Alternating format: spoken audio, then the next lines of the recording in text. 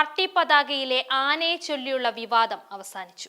Party പതാകയിലെ ആനയ്ക്ക് വിലക്കില്ല. BSPയുടെ ആവശ്യം കേന്ദ്ര തിരഞ്ഞെടുപ്പ് കമ്മീഷൻ തള്ളി. തമിഴകത്തിന്റെ മാത്രമല്ല ഇന്ത്യൻ സിനിമാ പ്രേമികളുടെ മുഴുവൻ ഹരമാണ് വിജയ്.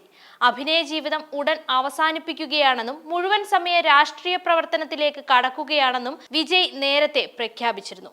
ആരാധകർക്ക് അല്പം വേദന ഉണ്ടാക്കിയെങ്കിലും ഈ ഒരു തീരുമാനത്തെ തമിഴകം രണ്ട് കൈയും നീട്ടി സ്വീകരിച്ചു. അതിനിടയിലാണ് പുതിയ വിവാദം തലപൊക്കിയത്.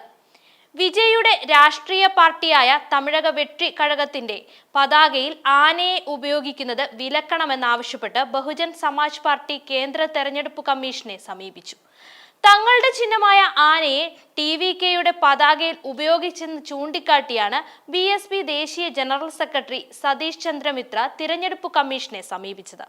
എന്നാൽ തിരഞ്ഞെടുപ്പ് കമ്മീഷൻ BSPയുടെ ആവശ്യം അപ്പാടെ തള്ളി. രാഷ്ട്രീയ പാർട്ടികൾ ഉപയോഗിക്കുന്ന പതാകകൾക്ക് കമ്മീഷൻ അനുമതി നൽകുകയോ അംഗീകരിക്കുകയോ ചെയ്യാറില്ലെന്നും കമ്മീഷൻ അറിയിച്ചു. പതാകയിൽ പേര്, ചിഹ്നം, ദേശീയ പതാക എന്നിവയുമായി ബന്ധപ്പെട്ട ചട്ടങ്ങൾ ലംഘിക്കുന്നില്ലെന്ന് ഉറപ്പാക്കേണ്ടത് അതാത് പാർട്ടികളുടെ ഉത്തരവാദിത്തമാണെന്നും കമ്മീഷൻ വ്യക്തമാക്കിയിട്ടുണ്ട്.